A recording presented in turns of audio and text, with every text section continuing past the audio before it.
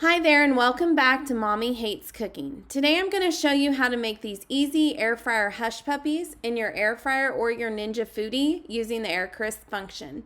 They can also be made gluten-free as well if that's a need, with a few simple swaps.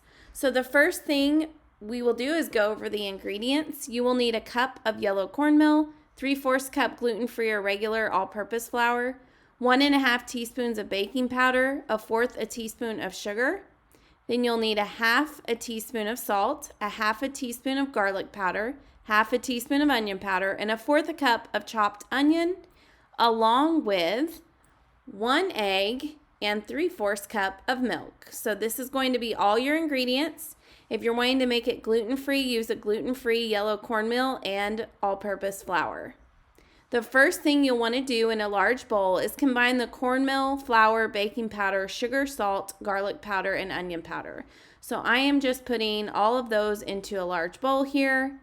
And then I'll go ahead and add in those chopped onions as well. I do recommend using sweet, white, or yellow onions for this recipe, and then you can chop them as fine as you prefer.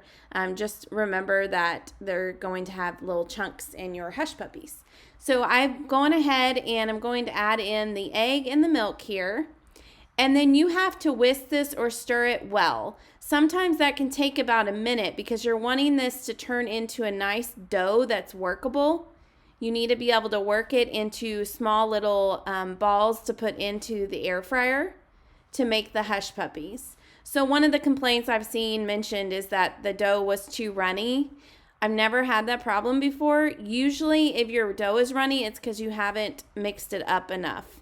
So as you can see here, it takes a little bit to get it nice and thick to be able to make it workable and to stay together in the air fryer, because you want it to stay in a similar shape as a normal hush puppy would. So now I've got it all workable, and I'm going to go ahead and let this sit for just about 5 minutes and let it just rest.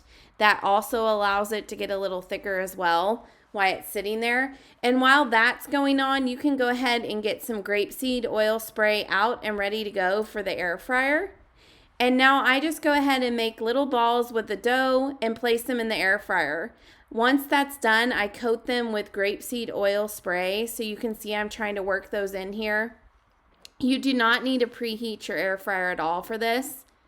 And normally this recipe makes anywhere from 6 to 12 depending on how big that you're going to make them. So like these are a little bit larger than what I would normally do. But I am going to go ahead and get all of those in. Now, I suggest turning them halfway through, but sometimes you don't really need to. It really is going to depend on how your air fryer heats. I have 2 different air fryers. The one you can see here in the video is a Ninja Foodi grill that has the air crisp function. I've never had to turn them on that, but I have in other air fryers. So you're going to go ahead and cook them at 390 degrees Fahrenheit for 5 minutes. Then you'll carefully turn them over if needed and cook an additional 5 minutes. You can add a little more of the cooking oil spray as well. This is what's going to give them that golden brown color. So add a little bit of that if needed, just about halfway through the cook time. And that will give it that nice brown coating that you would see if it was fried. But instead of being deep fried, it's just going to be a light frying from the air fryer. So once that's done, you will see here that they're coming out of the air fryer. They're nice and brown on the outside. Now remember, these are air fried, so they're not going to taste deep fried. They're going to taste more like a baked hush puppy than a deep fried one. So as you can see, they are all done. They're nice and soft and delicious on the inside and a good golden brown on the outside. As always, be sure to like and subscribe so that you don't miss the next video. You can find this recipe and more on mommyhatescooking.com and also on airfryerfanatics.com as well. Thank you so much for joining in today, and I hope you stop back in next week for the next video.